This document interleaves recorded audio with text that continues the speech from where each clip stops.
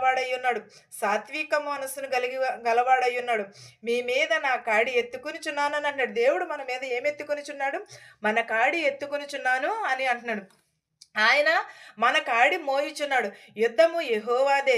యెహోవా వలనే మనకి ఏదైనను కూడా ఆయన ఏమి కలిగి ఉన్నాడు? సాత్వికమైన మనస్సును కలిగి ఉన్నాడు. ఆయన మీ మీద కాడి ఎత్తుకుని నా యొద్ద నేర్చుకొనుడి అంటున్నాడు. అంటే మీ మీద మోయిన కాడి నా యొద్ద నుండి నేర్చుకొనుడి అని అంటున్నాడు దేవుడు. మనం ఏమి నేర్చుకుంటున్నాము? దేవుని యొద్దకెళ్ళి అల్లరి మాటలా? దేవుని సన్నిధిలో కూర్చుని వెళ్ళే వాళ్ళని వెగతాళ మాటలు మాట్లాడుచున్నామా? ఒక్కసారి మన హృదయాన్ని మనం పరిశీలన చేసుకుంటున్నామా? దేవుని సన్నిధిలోకి వెళుతున్నాము, వస్తున్నాము అనేది కాదు. మనం దేవుని సన్నిధిలో మన ప్రవర్తన ఎలా ఉంటుంది? మన మాట తీరు ఎలా ఉంటుంది? మనం ఎలా ఉంటున్నాం అనేది మనము నేర్చుకోవాలి. ముందు ప్రయాసపడి భారము మోసుకున్న దేవుడు దేవుని యందు మనం ప్రయాసపడుచున్నామా? ఎలా ప్రయాసపడుచున్నాము మనము? ఒక్కసారి మన హృదయాన్ని మనము దేవుడు ఏం మనసు కలిగి సాత్విక మనసు కలిగి ఉన్నాడు. ఆయన కాడి ఎలా ఉన్నది? నా యొద్దనే నేర్చుకున్నాడు. అప్పుడు మీ ప్రాణమునకు విశ్రాంతి దొరుకును. దేవుని కాడి మోయినప్పుడు ఏమి దొరుకుతుంది? విశ్రాంతి దొరుకుతుంది. యవనస్తులు దేనిని చూసి తమ నడతను శుద్ధి చేసుకోవాలి? యెహోవా వాక్యముల చేత. యెహోవా కాడు మోయుట ఎంతో మనోహరము, ఎంతో ఎంతో బలము.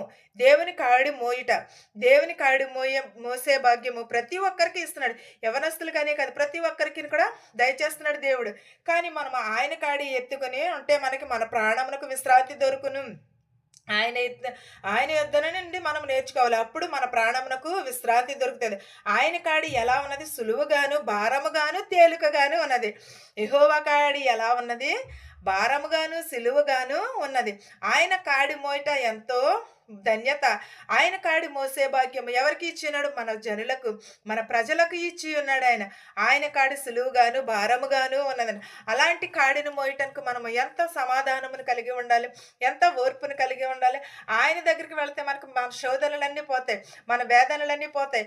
ఆయన సన్నిధిలో మోకరించిన ప్రార్థన చేసినప్పుడు సమస్తమును కూడా మనకి ఎక్కడ లేని సాతానంతా కూడా దూరం అయిపోతుంది. మనకి ఎన్ని శోధనలు ఉండవచ్చు, ఎన్ని బాధలు ఉండవచ్చు, అవన్నీ కూడా పటాపంచలు అయిపోతాయి. దేవుని సన్నిధిలో మోకరించినప్పుడు అనేకమైన వారిని స్వస్థపరిచాడు దేవుడు, అనేకమైన వారిని రక్షించాడు దేవుడు. మనలను రక్షించడా? అనేక మందికి అద్భుతములు చేశాడు. ఎంతో మంది దైవజనులు ఉన్నారు, వాళ్ళందరిని కూడా స్వస్థత పొంది ఉన్నారు. దేవుడు మనల్ని కూడా స్వస్థపరుస్తాడు, మనల్ని కూడా బాగు చేస్తాడు. కానీ మనలో ఉన్న స్వార్థమును, అసూయను విడిచిపెట్టాలి. విడిచిపెట్టి దేవుని కాడి మోసినప్పుడే మనకి